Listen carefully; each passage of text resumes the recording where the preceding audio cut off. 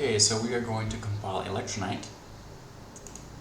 We have a release here, 7.2.3. This is our tag that we are going to compile, and we are going to compile the Electronite from this repository. So this is our script. This is the script used for Linux and macOS. And we don't need to look specifically at all the code in here, but it is documented to some extent. We will run this. Where are we at?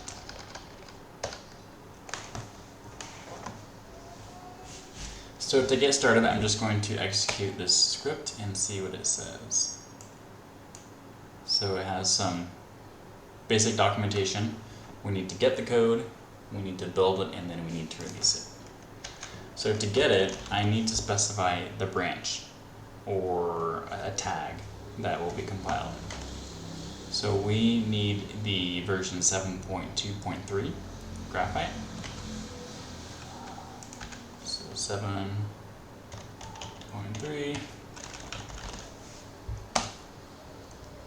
And this is going to fetch the code from the unfolding word repository right here, in addition to fetching all of the source code for Chromium and all of its dependencies. This will potentially download up to 16 gigabytes of data, and it can take quite a while. This script automatically sets up caching for the GitHub or Git repositories. So the second time you run this, it should be quite a bit faster, and you may only end up downloading a couple hundred megabytes of data. Now we have all of the code.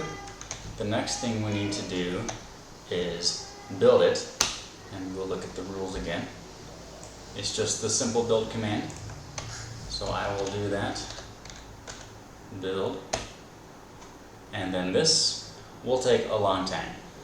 If you have an old computer, like 10 years old, this may take a day or two. If you have a newer computer, it may just take 30 minutes, 20 minutes, maybe an hour.